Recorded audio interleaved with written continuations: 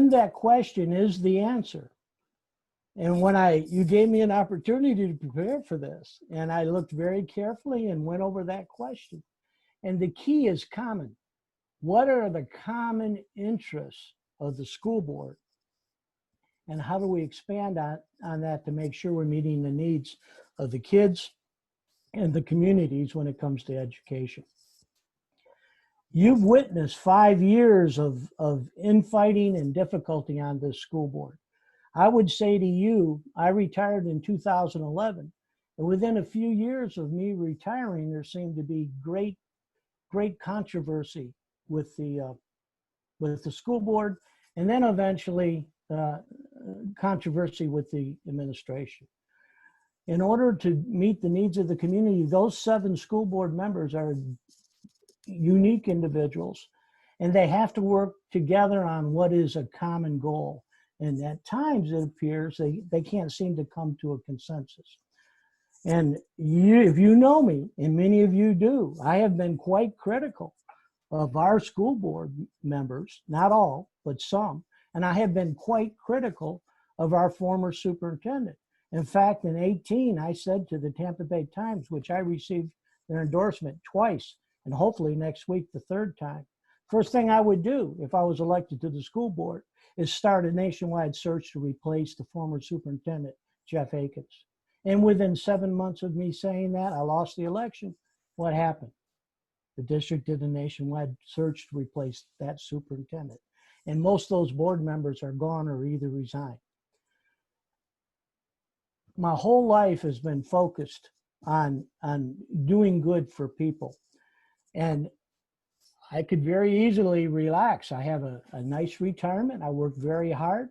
I started working when I was 15 and I retired at age 60, which was too young to retire.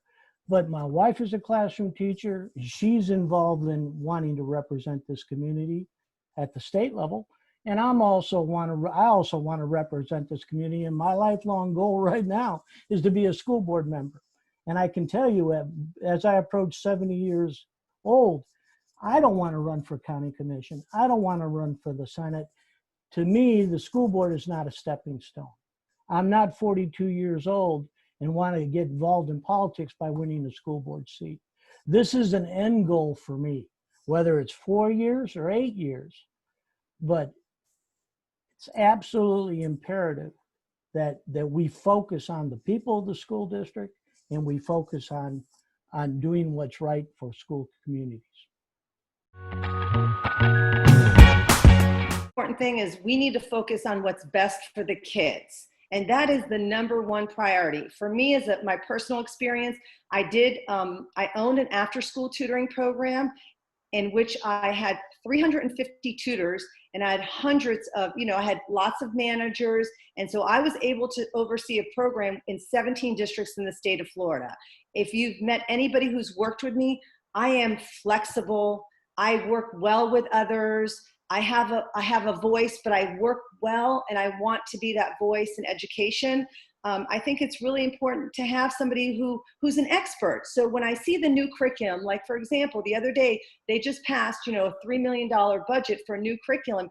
If you're an expert with instruction, with curriculum, then I think that the school board is going to listen to you more because you have that background. I do have students who are in the schools now, my personal students, and every day I work with kids in Hillsborough County schools. I attend IEP meetings, I attend ESE meetings, I go outside, I understand about the new dual language program. So I really know what's going on, not just in the elementary and pre-K level, but all the way through high school. So I think people will work with me well on the school board because I do bring a lot of positive energy and also my expertise.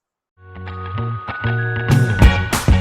of the things that I'm most proud of is, you learned a lesson back in elementary school when you talked about common denominators and finding a common denominator in math class.